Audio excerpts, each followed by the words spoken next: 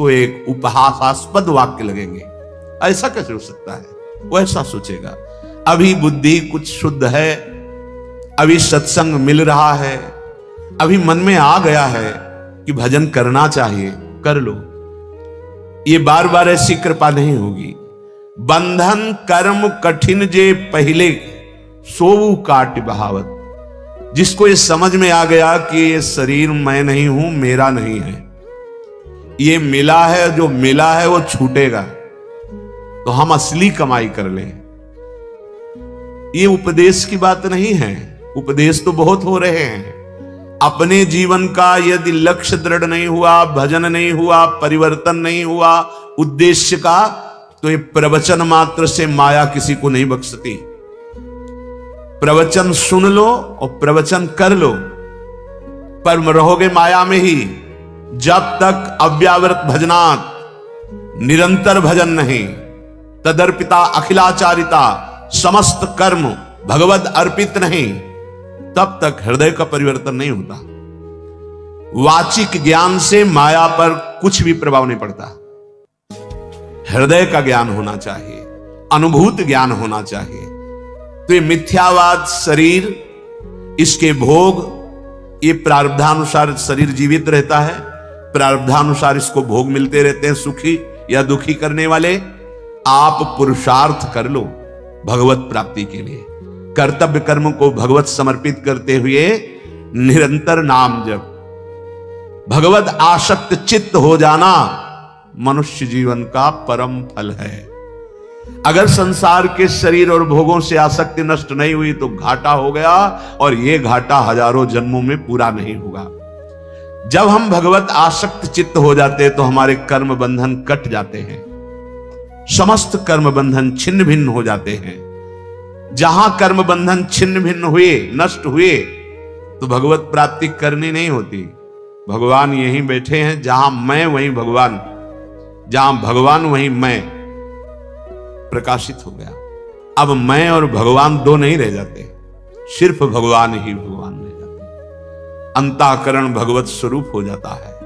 अपना तो स्वरूप भगवत स्वरूप है ही, अंतःकरण भगवत स्वरूप हो जाता है। श्री सूरदास जी महाराज कहते हैं, यदि आपने इस जन्म में भजन नहीं किया तो तुम्हारा जीवन प्रेत जैसा गया और परिणाम तुम्हें बड़ा दुखद प्राप्त होगा।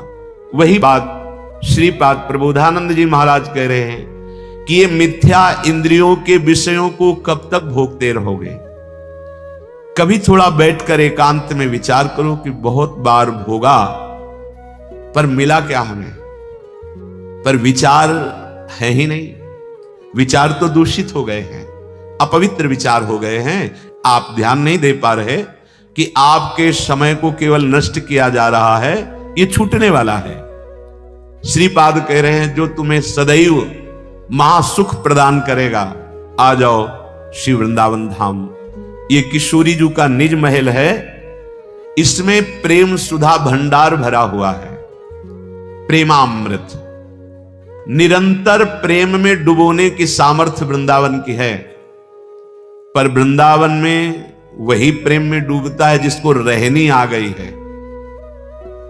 अगर थोड़ा भी अभिमान है तो वृंदावन के सुख को नहीं ले पाएंगे। वृंदावन इह विधि बसे तज के सब अभिमान, धन का अभिमान, बुद्धि बल का अभिमान, शरीर बल का अभिमान, साधन बल का अभिमान, ये धाम है।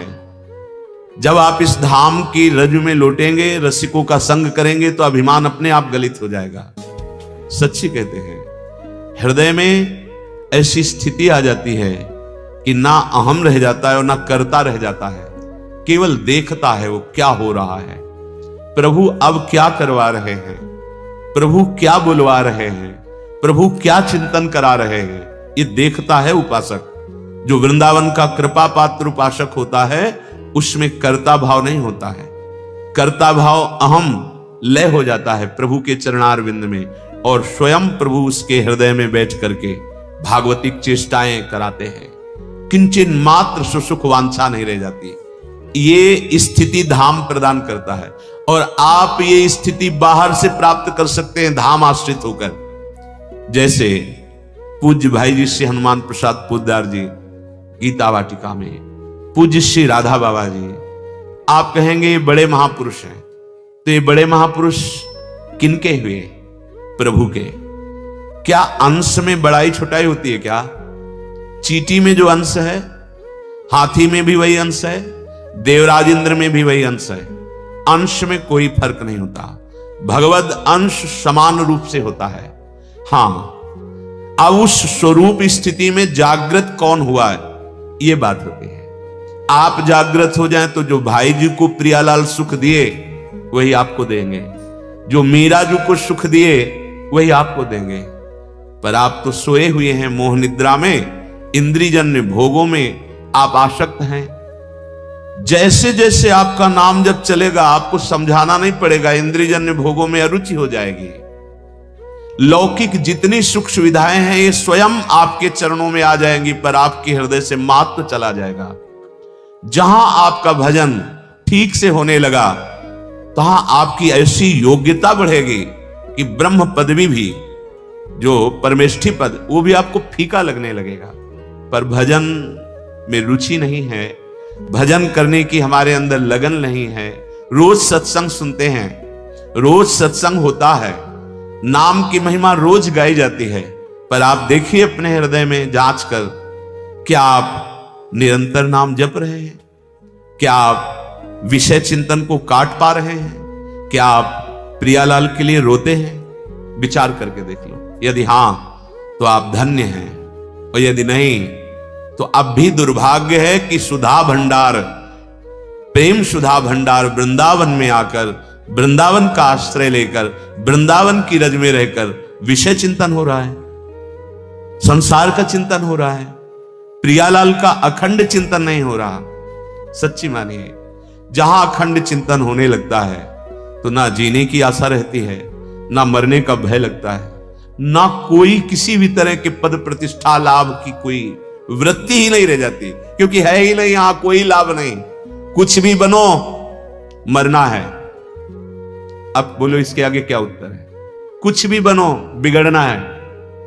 कोई भी उन्नति कर लो, प्रभु से विमुख होकर, पतन है उसका, हाथ में कुछ नहीं आना। कुछ भी बनो, ये इसलिए कह रहा हूं कि आप सावधान हो जाएं और असली कमाई कर लें।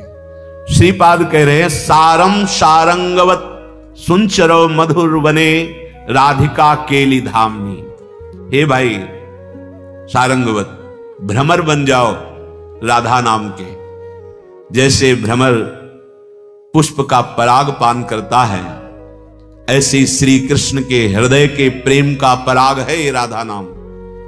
सच्ची मानना, ये हृदय की भी बात आचार्य चरण के प्रताप से जो समझ में आई है, सब साधन जहां तक बने हैं वो किए गए हैं भगवत कृपा प्रसाद से।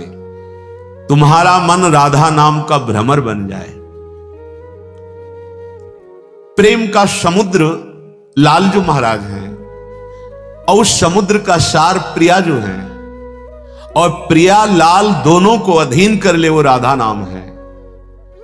ये हम किसी संप्रदायवाद या पक्षपात से नहीं कह रहे, मान लो ये हृदय की बात कह रहे हैं। अहो भाग्य जिनको विश्वास हो जाए इस राधा नाम पर। भ्रमर बना दो। भ्रमर की दो वृत्तियां, एक पराग का स्वाद लेना और एक गुंजार करना। राधा नाम का गुंजार होता रहे, इसलिए हर ध्वनि में राधा नाम गाने की अनुमति दे दी है। अगर आपको सांसारिक ध्वनियों के गुनगुनाने का स्वभाव बन गया है तो उसमें राधा नाम गुनगुनाओ। राधा नाम ऐसे भ्रमर की तरह गुनगुनाओ कि वो छूटे ना। कोई भी ध्वनि पकड़ लो, राधा राधा राधा राधा राधा। भ्रमर स्वाद लेता है पराग का, तो राधा नाम सुधा रसम रसयुतुम जिह्वास्तु में विभला। ये हित सजनी जो कह रहे हैं, हरिवंश महाप्रभु कह रहे हैं, ये राधा नाम का अमृत स्वाद जे भी तुम्हारी जिह्वा में प्रकट हुआ, तेवी नित्य लीला में प्रवेश हो जाएगा। हमारी बात मान लेना।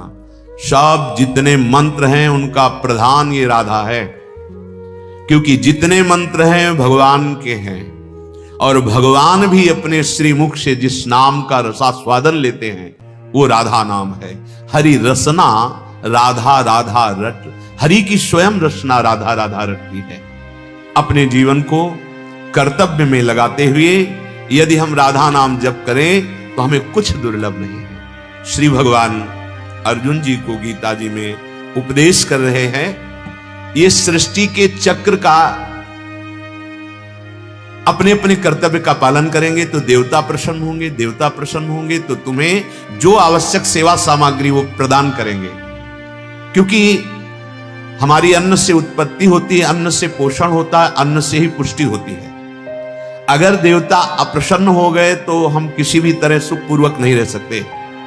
और वो भगवान के द्वारा अलग अलग लोकपालों के रूप में शासन करने के लिए विराजमान है। जब कोई अपने कर्तव्य का पालन नहीं करता है तो अग्नि देवता, वायु देवता, वरुण देवता सब ये उसको कष्ट देने लगते हैं, बाहर और भीतर। शरीर की वायु बिगड़ गई, बात रूप में हर जोड़ में दर्द, कफ प्रकट हो गया, अग्नि बिगड़ गई, भोजन पचना बंद हो गया। ये सब देवता हैं। यदि आप अपने कर्तव्य का पालन नहीं करेंगे तो तुम्हारे भीतर और बाहर दोनों जगह भारी दुख का जाल बिछा देंगे देवता लोग। ये भगवान के शासन विभाग के हैं।